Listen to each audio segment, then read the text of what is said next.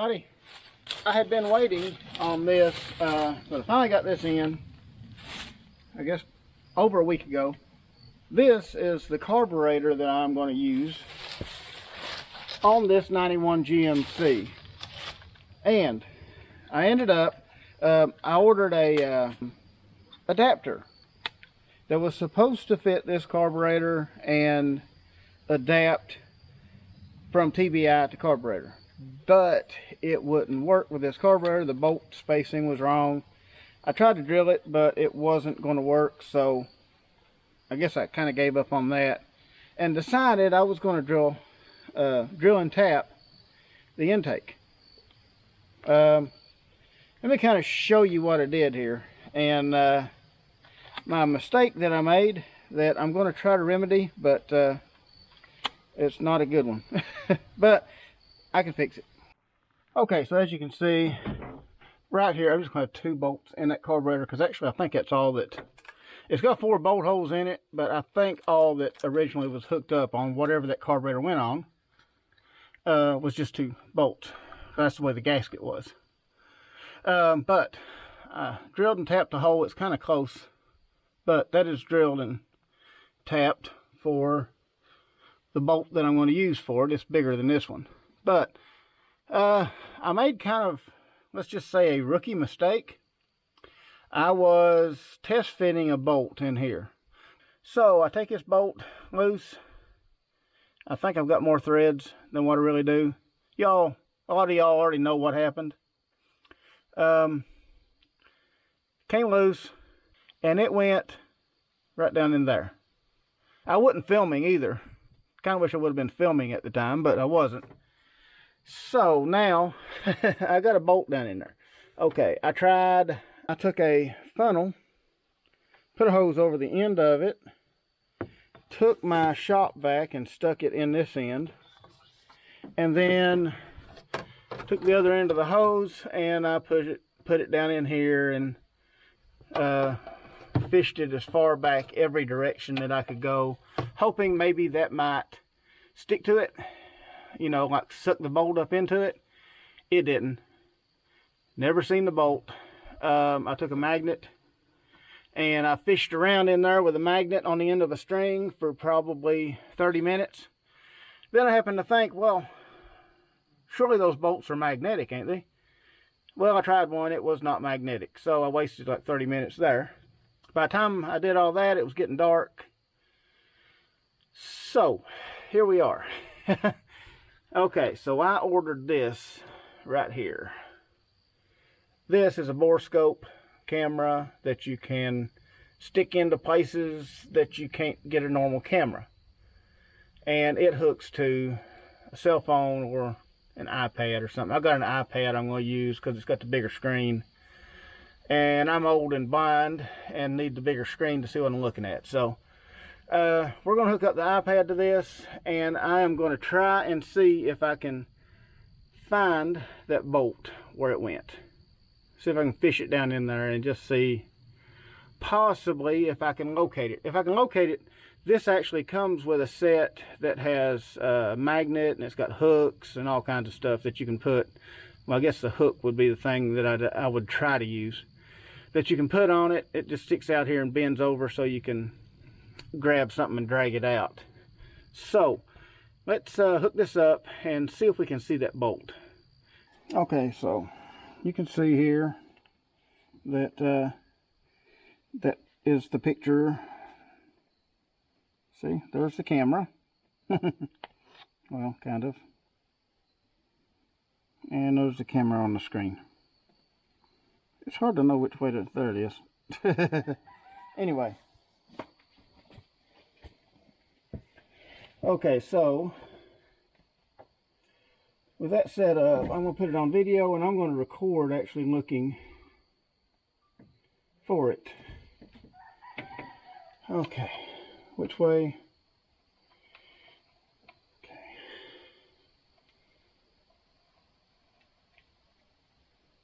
Inside of the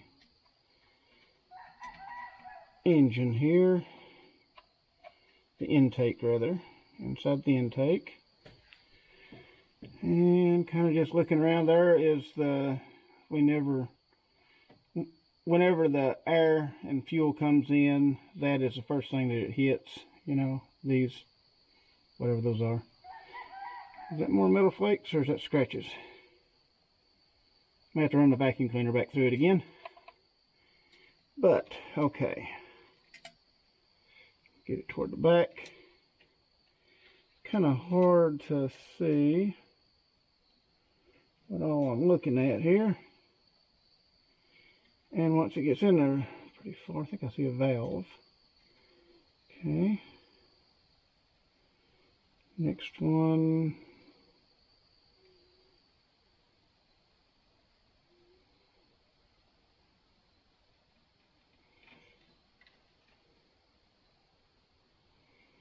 I'm not seeing it.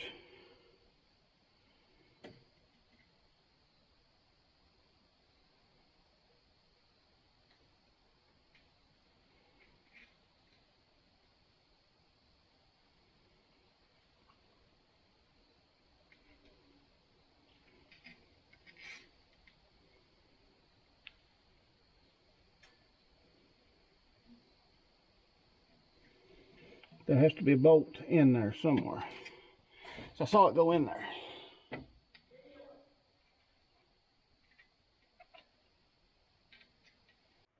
Okay, so I took the Boroscope and I searched down inside of here. I can't seem to locate the bolt. Now what I'm thinking, the bolt possibly could have went all the way down into the head. So if it's all the way down there, I don't think it would have fit past the valve, but we're going to have to pull this intake off. So I guess I'm just going to go get my tools and figure out what all I need to get this intake off of here.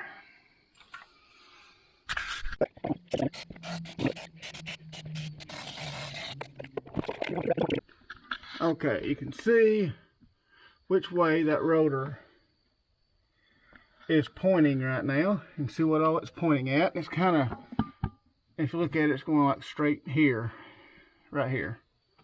So, yeah, okay.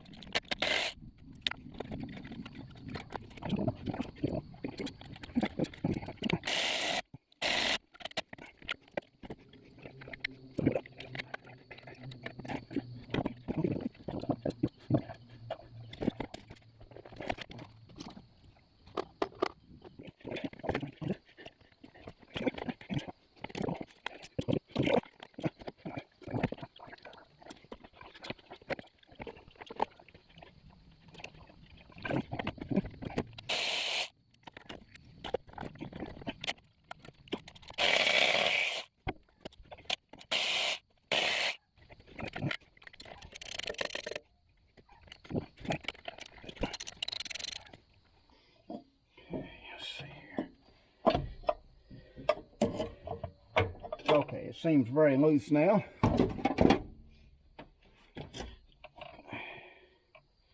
Should be, yeah. I didn't even have to take that back there loose.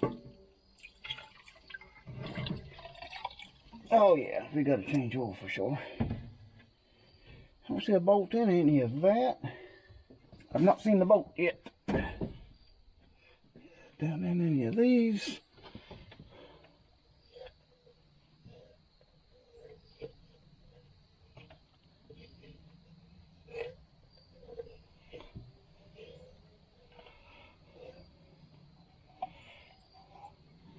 Okay, so we're checking. Nothing in there. Aha! Look at there.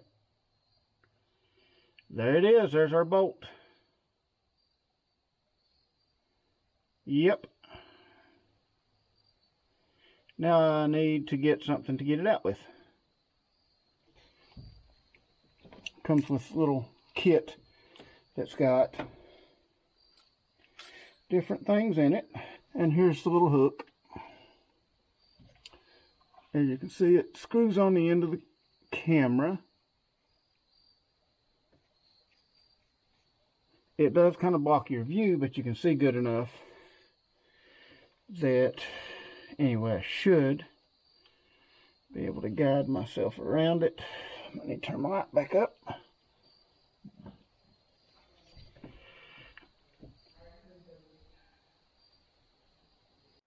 I think if it sticks with me, I do believe I got it. I got it. I got the bolt out. Okay, so we have had a victory right here. That is the bolt in question. I actually had a little spacer on it, little nut on it for a spacer and all that. So I'm glad I didn't use washers, because the washers would have been everywhere in there and I would have had to fish them out individually.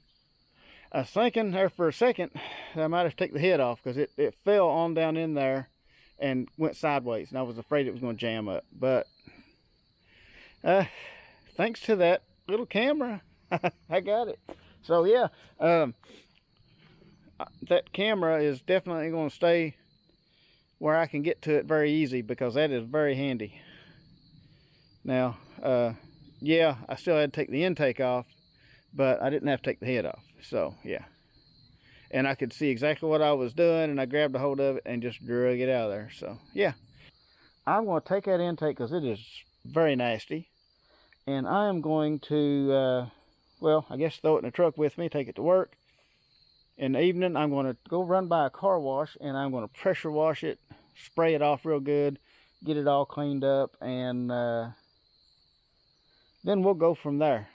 Okay, so I got rained out today, and well, I actually sprayed this off the other day, so it's been sitting here, you know, kind of ready to go for a while. But I took it to the car wash, kind of sprayed it off. Now it's not perfect, but it's better. I was wanting to take, I have this carburetor right here, and I was wanting to take this and put it just like this. I was going to put the carburetor on just like that. You know, you've got your all your connections here, the connection for the TV cable, for the throttle, everything is ready to go. All we got to do, plumb our fuel line in right here, and we'll give it a try, see how it does. The proper way to do this, I know, is to get a manifold made for a carburetor, which will bolt onto that truck. You can get an aftermarket distributor or a HEI distributor that will go in here that uses a vacuum advance. Now this distributor uses an electronic advance. The factory distributor does. That's what we're going to use. The main reason I want to do that is because if I want to go back to fuel injection, I don't even have to pull the intake off. Just pull the carb off, slap a throttle body on here, and it's all back to normal. So that way, if this doesn't really work out, well, I can go back to it really easy. The first thing I want to do is I want to clean all this off, because that is not going to seal very, it's actually just this area that needs to seal. So I'm going to try to get something to clean that off. Sprayed a little bit of cleaner on it. Got the right pad.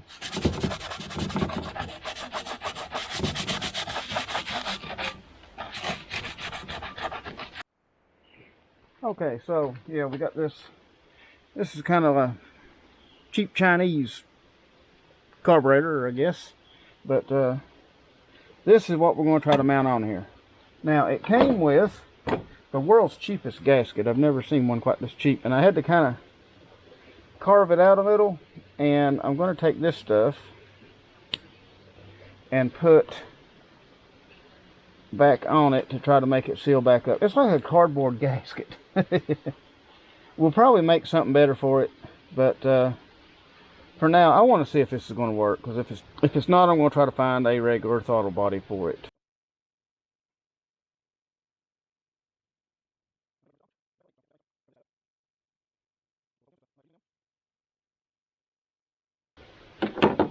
And yeah, I know that's way too much, but that's just what we need. So put that right down there and take our carburetor and we'll set it down on here too. I do believe that's going in. If you notice, I can't really get a wrench down inside the side of this carburetor down where this bolt goes. So I took and I grinded a place where I can get a screwdriver to use it like a screw instead of a bolt. So I can just tighten it with that.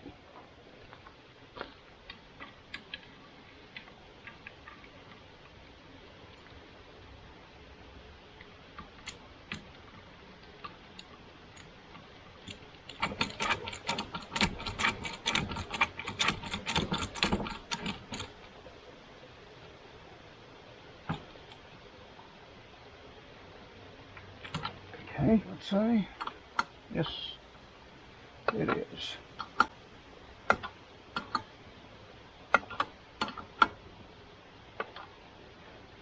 Okay.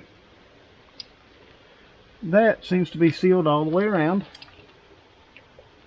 Well, I'm going to put a little bit of extra on this one side here, just because there's a little gap.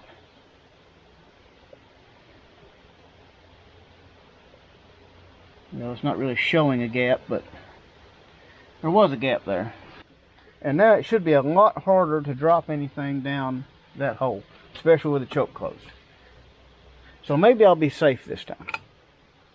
So as you can see, everything is bolted on. I do believe that will work. And see, I want to make it run well, not just run. So we may end up having to go back with a throttle body, but I want to try this. I want to just see, can you put a carburetor on a throttle body intake and just have it run without having to go and get a special intake and all that. Okay, so y'all didn't have to sit and watch me put a intake manifold back on. You already watched me take one off, so you know, I didn't make you sit and watch me put one back on, but it was the same thing. I've got the bolts back in, all the bolts back in to the manifold itself. I haven't put the distributor back in yet. Actually, I need another one of these bolts for the water pump nozzle here, or for the where the thermostat goes in. I need another bolt, so I'm gonna probably take this, try to match it up. But missing a couple other bolts. I'm thinking they went down through my rust hole here, and they're probably down there. I may be able to dig them up, I don't know. But anyway, it is beginning to rain again, and I don't really like working in the rain, so probably gonna call this video for right now. It's probably getting a little long anyway, and in the next video we'll see how this thing fires up and runs on a carburetor. Just a cheap carburetor you can find at a junkyard, and the original intake, original distributor, everything, just swapping out for a carburetor. Will it work? I don't know. That's why we're doing the little experiment. Anyway, I guess that's going to be about it for this little video. I appreciate everybody watching, and I'll see y'all on the next one.